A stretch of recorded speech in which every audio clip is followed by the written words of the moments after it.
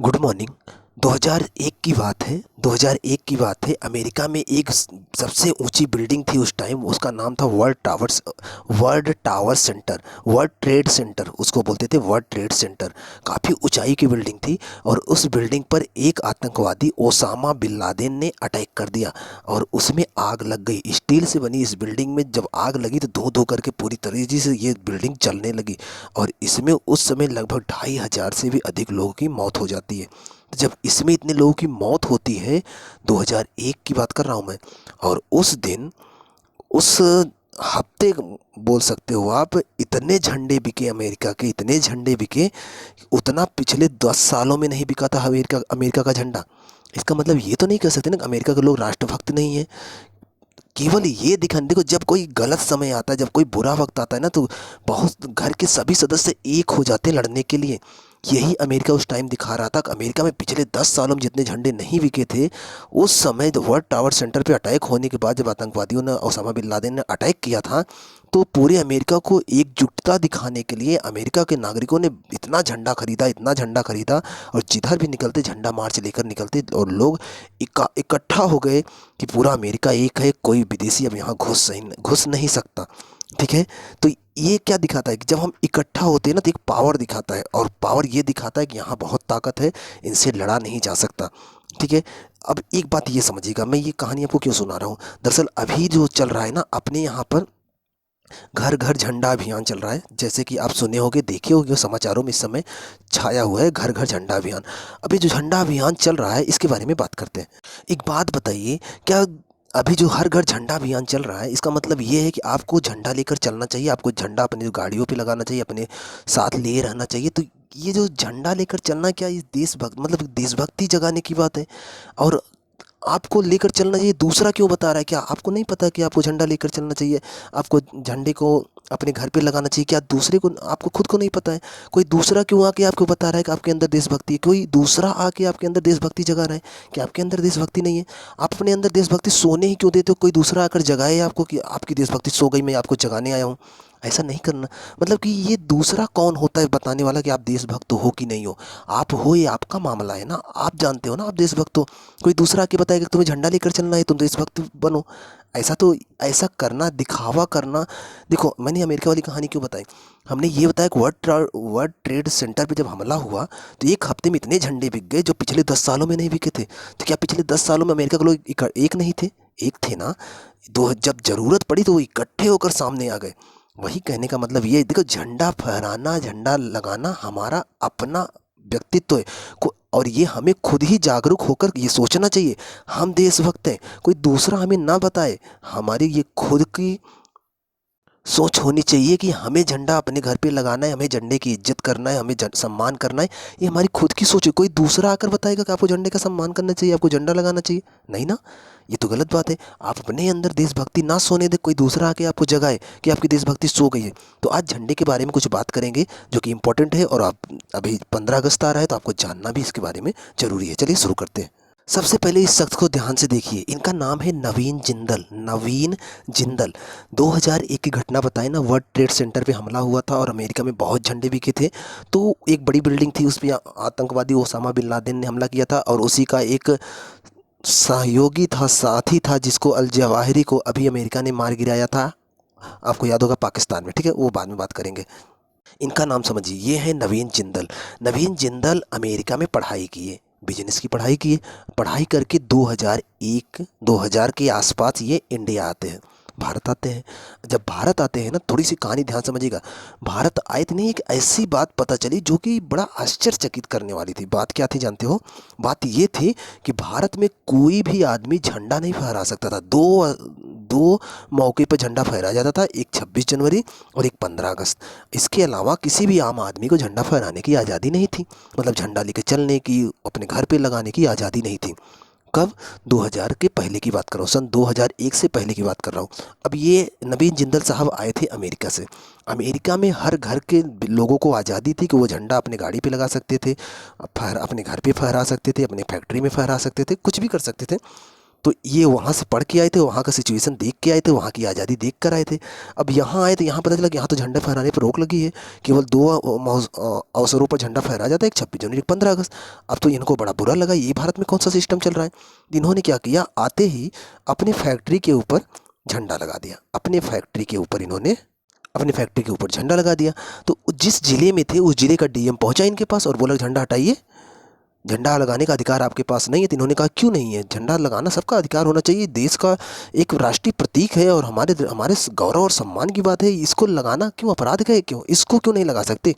लेकिन वो डीएम माना नहीं, तो बहस हुई, तो केस गया कोर्ट में। सुप्रीम कोर्ट ने इस बात को बड़ी गंभीरता से सुना और नवीन जिंदल का ये केस जो था बड़ा मोटा रूप लेकर सामने आया।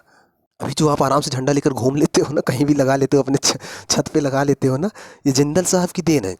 जब ये केस गया तो सुप्रीम कोर्ट ने इस पर अच्छे से सुनवाई की और उन्होंने आदेश दिया, 2001 में ये आदेश दिया था और 2002 से लागू हो गया कि कोई भी आदमी अपने घर पे झंडा फहरा सकता है, अपने घर के ऊपर झंडा लगा सकता है, अपनी गाड़ियों पर भी झंडा लगा सकता है। ठीक है, तब जाकर आज़ादी मिली। जो आप ऐसे लेकर घूमते रहते हो, अपने साइकिल में भी लगा लेते हो ना, तो तब जाकर आज़ादी मिली। एक चीज़, दूसरा चीज़ और, ये झंडे कुछ नियम है उसको समझ। ये देन किसकी है, नवीन जिंदल साहब की। कब से ये शुरू हुआ, 2001 से अलाउ किया गया, 2002 से शुरू है। अब कुछ चीज़ें और समझ लो, झंडा फहराने का नियम क्या होता है। झंडा जब भी फहराइएगा आप, जब भी फहराइएगा, झंडा आपकी हमेशा दाहिने तरफ होना चाहिए।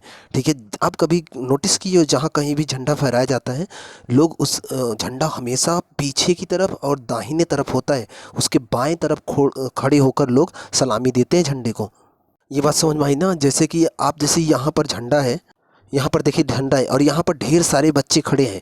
ठीक है, तो यहाँ पर जो मेन आदमी खड़ा होगा, जो इन बच्चों की तरफ मुंह करके खड़ा होगा ना, इसके दाहिने तरफ झंडा हमेशा इस दिशा में होगा। यही नियम है कि झंडा हमेशा दाहिने तरफ होना चाहिए। थोड़ा पीछे हो, दीवार की तरफ हो तो और अच्छी बात है, लेकिन दाहिने तरफ होना चाहिए। और इधर से सामने लोग खड़े रहेंगे जो कि झंडे को सैल्यूट करेंगे। इसके अलावा झंडे के बराबर की ऊंचाई पर कोई दूसरा झंडा नहीं लगाया जा सकता। आप किसी भी धर्म को मानते हो अलग मैटर है।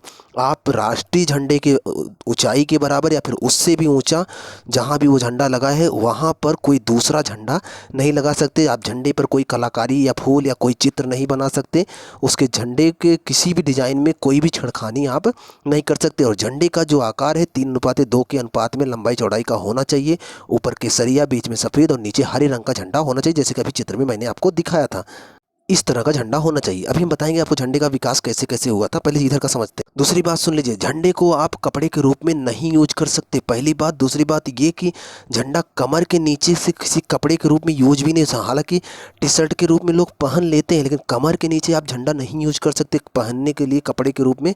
वैसे भी अलाउ नहीं है। अगर पहनते भी हैं तो टी शर्ट में आगे होगा, और अगर झंडा छपा हुआ है टी शर्ट पे या फिर आपके शर्ट पे, तो उसमें कुछ और भी नहीं छापा जाएगा। यार ये ध्यान रखिएगा, जहाँ झंडा होगा अकेले झंडा होगा, चाहे छोटा हो चाहे बड़ा हो, झंडा रहेगा तो अकेले झंडे के अंदर कुछ नहीं छापा जाएगा। दूसरी बात, झंडे को कमर के नीचे वाले किसी कपड़े में नहीं छापा जाएगा। और झंडे के अंडरगारमेंट्स भी नहीं बनाए जाएंगे, रुमाल नहीं बनाए जा सकते, कोई ऐसी चीज़ नहीं बना सकते झंडे के जिसमें कुछ सामान आप कूड़ा कबाड़ा रख सको। फटा हुआ झंडा आप नहीं फहरा सकते। अगर कहीं भी ऐसा झंडा है जो बहुत दिनों पे फहराया गया था, फट गया है, ख़राब हो गया, तो आप उसे उतार कर सम्मानपूर्वक कहीं उसको रख दीजिए, लेकिन फटे हुए झंडे को ना फहराएं। एक छोटा सा मामूली सा अंतर इसमें है, झंडा फहराना और ध्वजारोहण में अंतर क्या है थोड़ा सा समझ लीजिए। झंडा फहराना वाला सिस्टम जो है 15 अगस्त को करते हैं, जो कि अभी आने वाला है।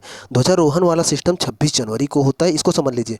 15 अगस्त 1947 को जब देश आज़ाद हुआ था तो उस टाइम संविधान नहीं बना था। संविधान बनता है 26 जनवरी 1950 से, जो संविधान पूरी तरह से लागू हुआ और भारत गणतंत्र देश बनता है। तो झंडा फहराया जाता है ये 15 अगस्त को, और ध्वजारोहण जो होता है 26 जनवरी को होता है। ठीक है, तो ध्वजारोहण कौन करेगा, राष्ट्रपति साहब करेंगे, क्योंकि 26 जनवरी को जब हमारा संविधान लागू होता है 1950 को, तब जाके हमारे देश के संवैधानिक प्रमुख बनते हैं राष्ट्रपति। और वैसे तो प्रमुख कौन है, प्रधानमंत्री होते हैं। तो जब 15 अगस्त 1947 को झंडा फहराया गया था तो उस समय हमारे देश के प्रधानमंत्री थे जवाहरलाल नेहरू, जो कि अंतरिम मंत्रिमंडल के तहत प्रधानमंत्री बनाए गए थे। और 26 जनवरी 1950 को जब ध्वजारोहण किया गया तो उस समय हमारे देश का संवैधानिक प्रमुख, क्योंकि हमारा संविधान बन चुका था, तो राष्ट्रपति थे, इसलिए तो ध्वजारोहण राष्ट्रपति के द्वारा किया जाता है। मामूली सा अंतर है, इसको जानते रहिएगा। अगला, भारतीय झंडे की माता किसे कहा जाता है? मैडम भीका जी कामा का नाम आप सुने होंगे। मैडम भीका, क्वेश्चन पेपर में आ चुका है, जी कामा। मैडम मैडम भीका जी कामा को भारतीय झंडे की माँ कहा जाता है क्योंकि इन्होंने 1906 में पहली बार विदेश में झंडा अपना लहराया था, इसलिए इन्हें भारतीय झंडे की माता कहा जाता है। हालांकि झंडे का विकास कैसा हुआ भी बता रहे हैं आपको। झंडे की डिज़ाइन किसने बनाया था? तो आपको पता होना चाहिए, ये क्वेश्चन पेपर में आ भी चुका है। भारतीय झंडे की डिज़ाइन बनाया था पिंगली वेंकैया नायडू ने बनाया था, याद होगा आपको। पिंगली वेंकैया नायडू ने भारतीय झंडे की डिज़ाइन बनाया था और इसे कब अपनाया गया था? 22 जुलाई 1947 को संविधान सभा ने भारतीय झंडे के रूप में, तिरंगे के रूप में इसे अपना लिया था। तो भारतीय झंडे की डिज़ाइन पिंगली वेंकैया नायडू ने बनाया था, इसे अपनाया गया था 22 जुलाई 1947 को। शुरुआत के जो फ्लैग हमारे बने थे तो इस टाइप का था, ये लाल पीला और सफ़ेद ढंग से बनाया गया था। ये बौद्ध धर्म का एक चित्र भी लिया गया था। 1904 के आसपास इस तरह का चित्र वाला झंडा चल रहा था अपने देश में। उसके बाद मैडम भीका जी कामा द्वारा जो झंडा बनाया गया था वो इस तरह का था, ऊपर केसरिया, नीचे हरा और बीच में पीला रंग था, बीच में वंदे मातरम लिखा गया था और सूरज और चाँद बना हुआ था। तो इस तरह का अपना सेकंड फ्लैग जो था उस समय लिया गया था। 1917 के आसपास इस तरह के झंडे के डिज़ाइन को बताया गया था, जिसमें कि इस तरह से पट्टियाँ थी लाल और हरे, और ये 7 तारे थे जो सप्तऋषि को बताते थे, और चाँद तारा भी था। तो इस तरह का झंडा था, लेकिन बहुत इसे माना नहीं गया क्योंकि अंग्रेज़ यहाँ आए थे तो इस तरह से बनाया गया था। 1931 के आसपास जो झंडे का डिज़ाइन हमारे सामने आया था वो था इस तरह से, नीचे हरा, ऊपर केसरिया, बीच में सफ़ेद और गांधी जी का चरखा था बीच में। हालांकि ये भी स्वीकार नहीं किया गया था, बाद में इस चरखे को हटाकर यहाँ पर चक्र रख दिया गया और वर्तमान में झंडे की डिज़ाइन ये सामने आई है और इसी को हम अपना राष्ट्रीय झंडा मानते हैं और इसी का सम्मान करते हैं। हमारा मूल कर्तव्य है कि हम अपने राष्ट्र ध्वज का, अपने संविधान का, अगर आप मूल कर्तव्य पढ़ोगे अनुच्छेद 51A का ए, 51A का ए, उसमें लिखा है भारत के संविधान, राष्ट्रीय भारत का ध्वज, भारत की संस्थाओं का आदर करें, उसके आदर्शों का सम्मान करें। तो हमें अपने झंडे का सम्मान करना चाहिए और हमें अपने अंदर की राष्ट्रभक्ति सोने ही नहीं देना चाहिए कि हर कोई दूसरा आके हमें जगाए कि भाई जाग जाओ, आपके अंदर राष्ट्रभक्ति सो चुकी है। ऐसा नहीं करना चाहिए ना, हमें खुद जागरूक होना चाहिए। हमें क्यों कोई जगाने आए? कौन होता है कोई हमें जगाने वाला? हमें हमारे अंदर राष्ट्रभक्ति जगाए, हम खुद जागरूक रहेंगे। हमें अपने देश के प्रति कैसे रखना है, कैसे रहना, हम तो खुद जागरूक हैं, पढ़े लिखे इंसान हैं। ठीक, वीडियो कैसा लगा जरूर बताइएगा और मिलते हैं आपसे नेक्स्ट वीडियो में। तब तक आप पढ़ते रहें, खुश रहें।